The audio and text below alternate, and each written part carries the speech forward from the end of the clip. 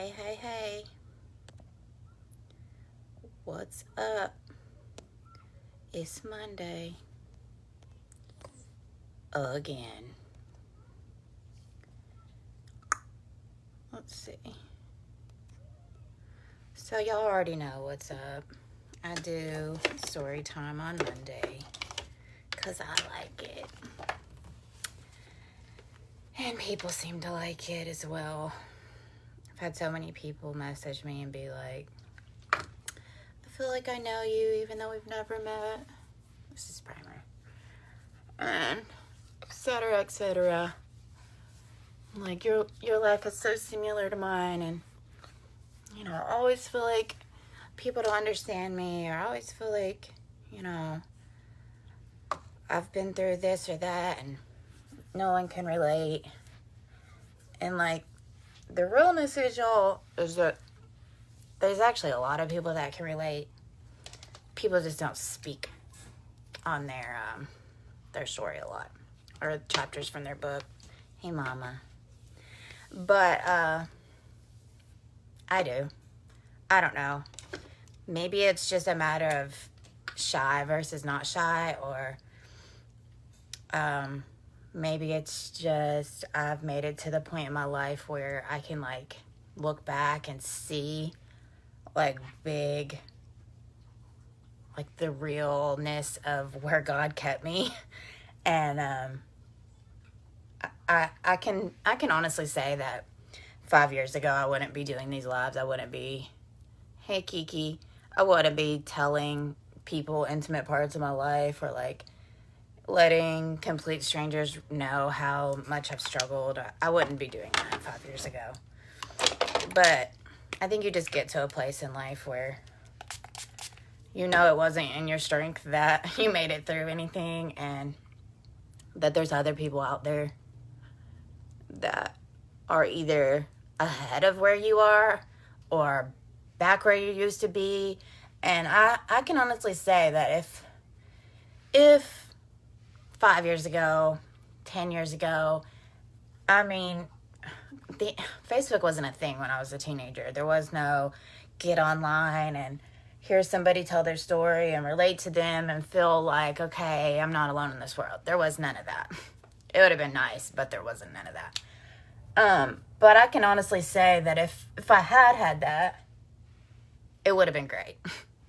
I would have loved that.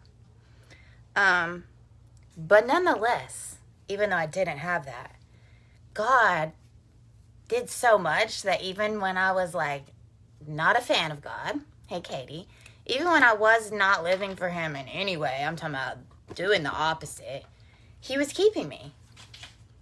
And I can see it now. I couldn't see it then.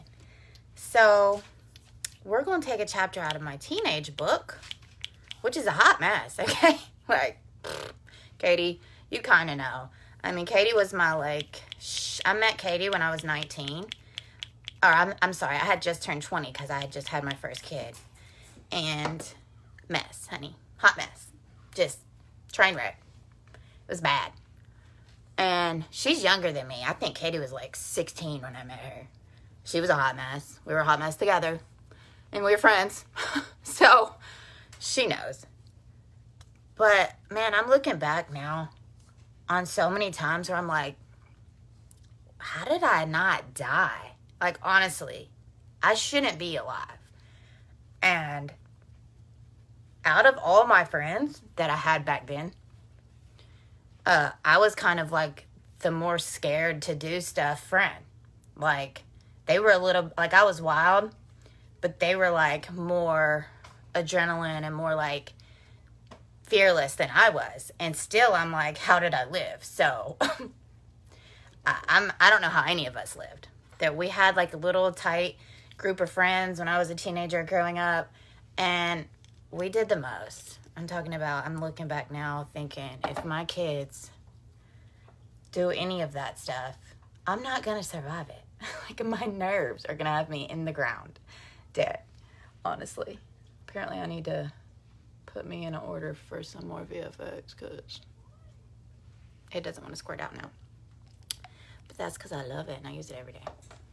But I have people all the time ask me, what do you think was the hardest year of your life? Which it's kind of a trick question because there are different seasons and that are like hard in different ways. But honestly, if I can look at my life collectively and be like, wow, like what year was like the most hot mess where you really just, if it wasn't for the grace of God, like you period would not have survived that. It had to have been year 15. So today we're going to talk about chapter 15 of my book. And I don't know if y'all listen to NF. He's a rapper, but he's a clean rapper. At one point I used to call him a Christian rapper because he is a Christian and he's a rapper and he doesn't cuss in any of his songs and blah, blah, blah. But he's really not a Christian rapper because he doesn't always rap about God. He really mainly raps about his life. But he likes to talk about his life like a house. So like in his house or in his mansion, there are different rooms, and each room is like something that happened to him or a year of his life. And I felt that. Like I feel it every time I listen to his songs because I like to think of mine as a book. So at the end of my life, there will be a book of however many chapters, because who knows how long I'll live. And each chapter will be important. Like you couldn't just open my book in the middle and start reading it and think it's going to make any sense. You're going to be like, whoa, what's going on? You have to read it from beginning to end for it to make sense. And that's why sometimes in the middle of your life, things don't make no sense because you're not all the way through your book yet. But anyway, that was a side note because I have a squirrel brain. But year 15, I have to say, was just the worst. Derailed. I'm talking about just, I'm really scared. God gave me 3 daughters that I gave birth to, and then I married into a 4th daughter, so that's my daughter.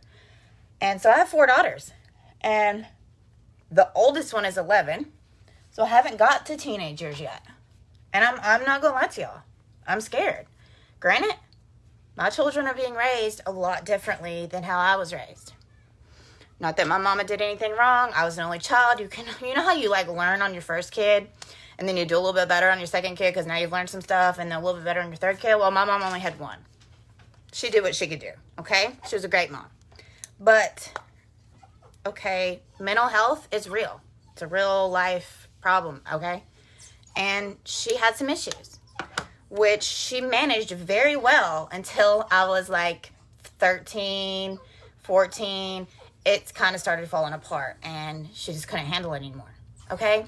Granted, the fact that my mother stayed alive for me was enough. Is enough. It really is, because I'll beat you to death. No, ma'am. This dog. But the fact that my life was important enough to her, because you know what? Suicide is real. And she loved me. And if that's all you can give, and that is people always be like, give me the best you got. Give me your best. Give me your all. Sometimes somebody's all looks like a little bit to you, but that's really all they have. Okay? And y'all need to realize that. So she gave me all she had. Okay? But I was 15. You know when you're a teenager, you really care mostly about yourself, and that's it. And I wasn't no different. I was a mess. Hold on, I'm about to beat this dog to death. No, ma'am. No.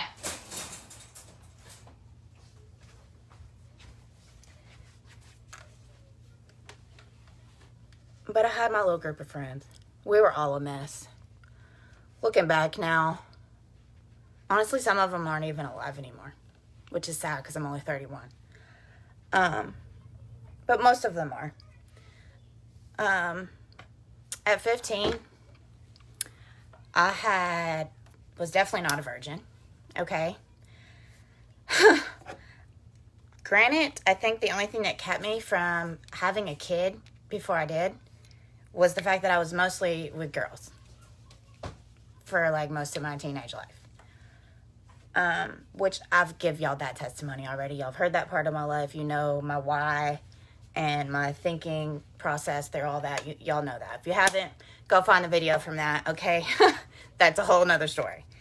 But seriously, looking back, I was just angry. Like I needed something that I couldn't find. So, of course, you do the drugs. You sleep with the people. You do the most. I was cutting myself. I cut myself a lot. And honestly, it's so funny because I remember distinctly telling people, it's mostly my mom, because she really was my best friend. Like, I was an only child, and for a lot of the time, I didn't have any type of dad, not even a stepdad. So it was like me and my mom, ride or die, all the time. And, like, I was the house where all the friends came. So it was, like, always just friends at my house. But she would ask me, like, she would find me in my bed the next morning, and my bed would just, like, sheets just, covered in blood, and it would look like a murder scene, and she'd wake me up freaking out, like, hey, oh my gosh, what's wrong? And I'd be like, I'm fine, Mom, like I feel better. I genuinely felt better after I cut myself. Like, I let that emotional pain come out in a physical way, and I didn't know how else to cope. I didn't. And I'm not condoning it, okay? I'm not. I'm telling you that in my 15-year-old brain, that helped me. Looking back now, I realize there's like a million other things I could have done besides that. But that's what I had in the moment.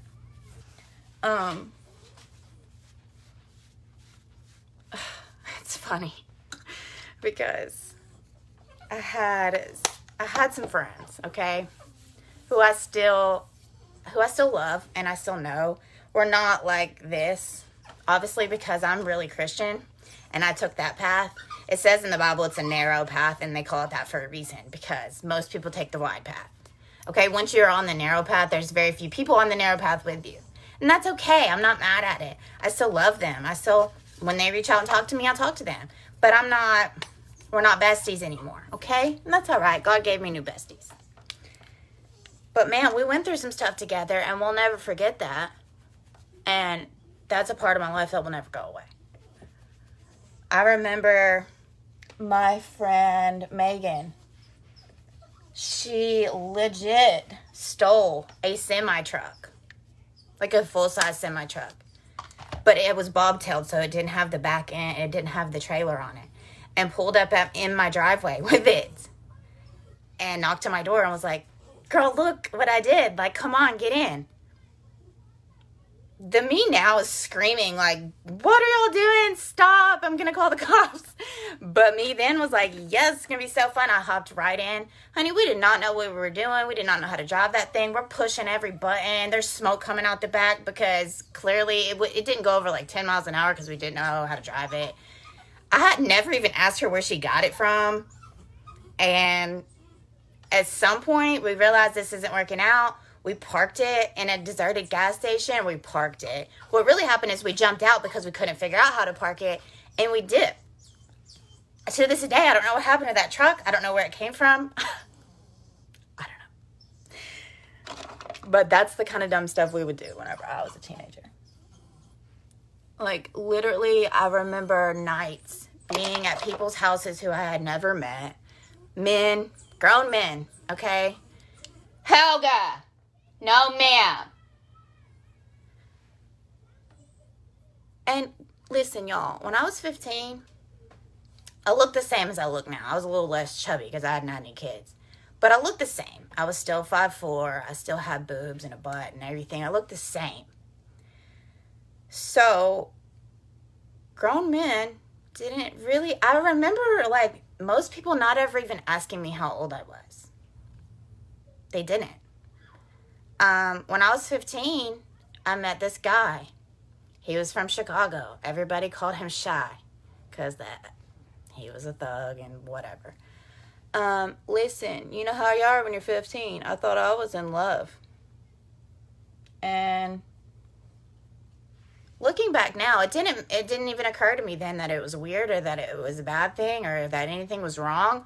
He was a grown man. He could go buy liquor if he wanted to. Like, he was that grown. He could go. He was at least 21. I can't even remember how old he was. But I know he was at least 21. And I was a 15-year-old child. And we were in love. He was in love with me, and like we were a couple. We lived together, okay?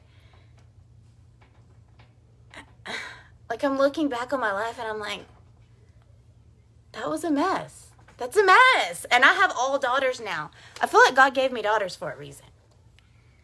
Because I'm looking at them, and I'm looking at my life, and I realize that the world has only got worse. It hasn't gotten no better. People haven't not suddenly had a moral change of heart, and everything's just grand in the world. No, it's worse. Schools are worse. The world is worse. You know, everything is not better, okay? So I'm looking at my daughters now, and I'm like, I passed grown men in Walmart, and I'm thinking, I'm looking at my kids like I know they're my children, like I gave birth to them, so I look at them as little girls. But I'm realizing that there are lots of grown men out there that as soon as they develop and look like a woman, that the age doesn't matter anymore. They don't care. They don't look at them like children. They don't even ask them. Because no one asked me. No one cared how old I was. And I'm scared. If that don't make you want to keep your kid in a bubble, I don't know, y'all. Like, this is why Jesus is so important. Okay? Like, do you think that I didn't know about Jesus when I was the age that I'm telling you about right now? Yeah, I knew. My mama put me in a Christian school in kindergarten, okay? She was so attached to me and such a good mom that she couldn't even bear the thought of being away from me from 8 to 3. So she got a job at that school as a secretary so that she was still with me every day, like at the school. I went to that school. I learned about Jesus. That Christian schools, they don't go by the same rules as public schools. Like you have a whole class on the Bible. Everything is real serious. Like, I didn't even wear pants or like regular shorts or anything until I was probably like 7. So I knew. I had been taught. Did that stop me from falling off the face of the earth and doing the most? No, it didn't. It didn't. And I don't know. All I know is I can distinctly remember like being out in fields, being at parties. I'm talking about at people's house I had never met. We just showed up. Somebody heard about it. Here we go. A group of like 5 or 6, as many people as we could fit in a car. Girls, all underage. There was maybe like one dude who had a car. I think we had like one friend who had a car. Because y'all, this is before cell phones. We didn't have cell phones when I was growing up. None of us. I think we had one friend who his family had enough money. He had a cell phone and a car. So, you know, we all piled up with him every day. We were with him because where else were we going? Okay. And we would just go wherever. And I'm talking about just do the most. If there was a drug available there, we didn't even think about it. We just put it in our mouth and chase it with some alcohol. I never thought for 2 seconds that we could literally close our eyes that night and die. I'm thinking now, like, about all the stuff I did, and I don't know how I lived. I remember this one time I went to this party with this girl who I still know. She's still on my Facebook. And we smoked a joint while we were there, okay? I had smoked many a joint in my life, okay? Like, it wasn't nothing brand new. And I don't know what was in that weed. To this day, I have no idea. But I know that I got back to her house like an hour later, and I thought I was dying. I really did. It wasn't because it was my first time being high. I think there had to have been something in it. Because that girl sat beside me, and we had only hung out like twice. She sat beside me for the entire night. I'm talking about stayed awake for the entire night and sat beside my bed and reminded me to breathe. Because if I shut my eyes and like thought about anything other than inhale and exhale, I would just forget to breathe. It was like I would just stop. And then I would remember and I'd go for the entire night. I shouldn't, I'm thinking of all the pills I've taken and all the times I've chased that many pills with alcohol. How did I live? How? I shouldn't have. I know people that have died from far less. And God kept me. Not only that, but like aside from the drug danger, do you know how many dangerous spots I've put myself in as a small 5'4" innocent? I wasn't innocent, but really I was 15. I was a child. And here I am, I'm talking about in grown up situations where someone could have done anything they wanted to me. Have I been messed with? Yeah, a couple times. Once by my real daddy and once by this other guy. But out of all the times I've put myself in situations where way worse could have happened to me, God was keeping me, honey. Keeping me. Because I can only see today. God is over everything. And he could already see that at 28, I was going to be a wife. He already knew that I was going to be a mom to 4 daughters. He already knew that. He could see down my timeline and knew that that was going to happen. And he kept me through all that crap when I wasn't praying to him. I wasn't living for him. I wasn't caring about Jesus. Nothing. He was still keeping me alive. Still making sure I was okay. Y'all ever look back on your life and be like, I shouldn't have lived through that, like, at all? Think about that all the time. And so I recently had a lady ask me the other day, do you think that just because you raise your kids Christian, that automatically means they're going to grow up and be Christian? And I was like, no. That's my hope. The Bible says, raise your kids up in the love and admonition of the Lord, and that is what I'm going to do. I have, people say 18 years. I personally believe, especially daughters, you have until they get married. If they go to college, okay, that's fine. But if you're not in college, if you want to live with me until you move into your house with your husband, that's fine with me. I have as long as you're living with me to make an impression on your life. To teach you to be a certain type of woman, to teach you that the only happiness you can ever find is in God. But can I force you to live that way? No, of course not. My mama taught me about Jesus. Yet here I was out in the field getting plastered with grown men at 15, slitting my arm open to feel better. Okay? I was doing the most. Not from my mama not teaching me about God, okay?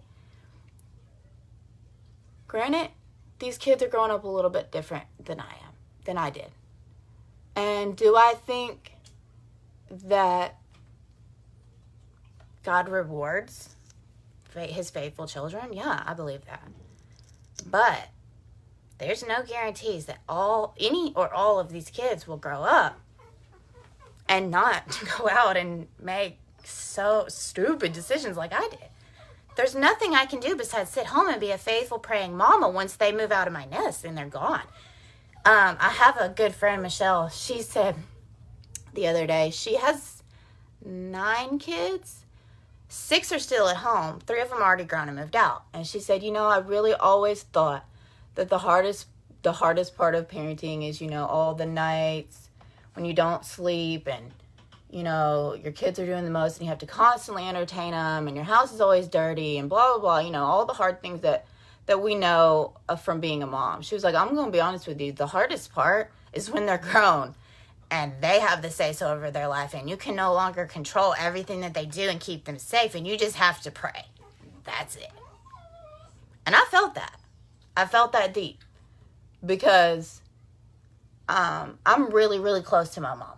Like, some people are like, yeah, I love my mama, but, like, me and my mama are, like,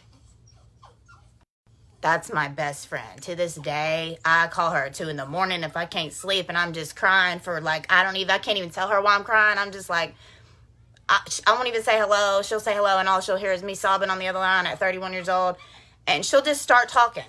She'll just start talking me through, and she don't even know what's wrong. That's how close me and my mom are, and we've always been like that. So I can feel it. Like, I felt her pain through all the years. Even once I had my first kid, still didn't have it together. Not even a little bit. I was still a hot mess. Katie can tell you. She was there. Once I had my second kid, I had it together a little bit more. But I still, let me tell you, when I started making good choices for my life, when I got saved. It doesn't matter how old you are. It doesn't matter what life has taught you. Or, hey, I got sober now, so that's good. That's great. But when I got saved and the Holy Spirit started living inside of me, what moral code was I living by before that? What was keeping me inside of living right and wrong? Nothing. Like, yeah, clearly we don't murder people, we don't go inside of a Walmart and just rob it blind. And most people live by that, whether they're saved or not. And they genuinely like, well, I'm a good person. And, that's what they believe. And that's cool. But there's no real moral code that keeps you from being hateful or holding a grudge or, a lot of things that you don't think are a big deal but are. Okay?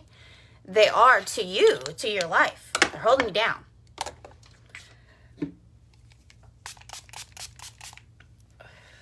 I'm telling you that it was that transition that was really big for me. I was 25 when I got saved. 25 years that I gave to the devil. 25 years of my life that I could have been doing some work for God, but I was really out here living for the devil. Because if y'all think that there's like more than two sides of the fence, you're tripping. There are two sides. And you don't get to sit on the fence. You're either on one side or the other. And no choice is a choice. Sorry if you didn't want to hear that. Those are the facts. I don't know what to tell you. I needed someone at 15 to tell me what I'm saying right now. Man, I wish there was Facebook Live when I was 15. I wish there was Facebook Live, someone to tell me this when I was 20. I probably wouldn't wanted to hear it, though, to be honest with you. I would have scrolled right on past that and be like, no, she's doing the most. She's saying too much. I ain't trying to hear that. So I get it. I do. I have deep talks with my kids now, especially my 9 and my 11-year-old. And I'll see them paying attention for about the first 5 minutes. And then you can watch their brain. They'll start looking at other stuff in the room. And they're gone. Their brain is like, okay, I'm over here now. So I get it. I really do. All I know is I love y'all. And I made it through all of that. Not because I could have very easily died. I could have been that statistic. I could have been one of those people that was just, they could have called my mama and been like, listen, we found her in this room. My friends could have called and been like, hey, Kayla didn't wake up this morning. And then they would have just had to proceed to tell my mama what we did last night. And this is why Kayla didn't wake up. That very, very easily could have happened. I could have very easily had, been ganged by 3, 4, 5 dudes and never recovered from that. Never been able to have kids. Y'all don't know. I don't know. All I know is that God kept me because he knew that this was my life now. And you know what? I can see this life at 31 and God knows what's going to happen when I'm 60 if I live that long. And I can't fathom what that would be, but he knows because I couldn't fathom this. When I was 15, I could not fathom being a 31-year-old mom of 4 with a husband. I would have laughed you in your face and been like, I don't even like dudes. And I don't like kids. I'm all set. I don't want none of that. But here I am. So now I'm excited. I wonder what God has for me when I'm 40. I wonder what God has for me when I'm 50. Whatever it is, God, I want to do it. If it looks like something scary, I don't know if I'm be good at that. Teach me, Lord. Put the tools in front of me and just let me soak it in. I was not nobody's good Christian. I walked into this this is going to be terrible. I'm about to be the worst Christian. I cussed. I had to put down my addictions. I had to put away being gay. I had to put away honey, it was a hot mess. But slowly, piece by piece, God took a little bit off me. He didn't just throw me into the fire and say, okay, walk out a good Christian because, you're going to make me look bad. No. So if you're looking at Christianity or at Jesus you know what, that looks great and I want to be happy like them, but I'm a mess. I can't do that. I feel you. And you can't. But all you have to do is tell Jesus, I believe that you're real. I know you died. And I know you rose again, and I don't know how you're going to change me, God, but I want you to, and I give you my life. You do whatever you want to do, and then just accept it. If he tells you to get rid of somebody, get rid of them. If he tells you to stop doing something, stop doing it. Because whatever he tells you to put down, he will give you something else to pick up. He's not just going to leave you empty. Okay? I put down a lot. And I have way more on my plate now that is full and that is beautiful. I look back now at all the things he asked me to put down, and I wouldn't go back and pick a single one of them things up if y'all paid me $1 million. Y'all can have them. The world can have them. The world can have his cheap happiness. All of it. I don't want it. And I grieve for that little girl that I look back on. Like, I know her. I remember her feelings. I remember, like, it's funny because I know that that was me, but at the same time, that ain't me. Because when I got saved, she died. Like, in one of NF's songs, he's like, if you're looking for the old me, check the morgue. Because the old me is dead. So some people come to me and be like, well, you used to do this. Yeah, I used to do a lot of things. Not anymore. So come get to know me now. And then walk with me, because in 4 months, honey, I'm probably not even going to be the same. So let's change together. Let's grow together. Don't think that you are not good enough for God, or that he can't change you because you're a mess. Because the biggest mess that you could be, as far as you could walk down sin's road and do all the things the Bible's like, definitely don't do that thing. Like, if you did this one, okay, but like, definitely don't do that one. I did it. Did it all. Like, before I was even 18, I did it all. And we won't even speak about what all I did after, okay? Like, trust me, if y'all looking at me like, yeah, she is so godly and blah, blah, blah. Like, I kind of giggle when people message me like, you're such a godly woman. Like, you're so inspirational. I love it, and that makes me feel good. But I know all of my life. Y'all only know what I let you see since I started doing Facebook Live. So I know all of me. And so it's all God. I tell people all the time, if you see something good in me, that's God. That's God in me. That's not me. That's him. And I'm not special. I'm not. I'm not no better than you. Period. I don't care what you've done. And he doesn't care either. Okay? If you got questions, if you just want me to pray with you, whatever, message me. Like, for real. I don't care if we know each other. That girl you just seen me take a picture with at church yesterday, I didn't know her till a month ago. From Adam. Didn't even know she existed on the planet. I sent her a friend request because I was trying to grow my page for pharmacy. She started watching my lives. We got close because she felt like she knew me just because we've been through similar stuff. I was like, hey, girl, you want to go to Bible study? She came. She loved it.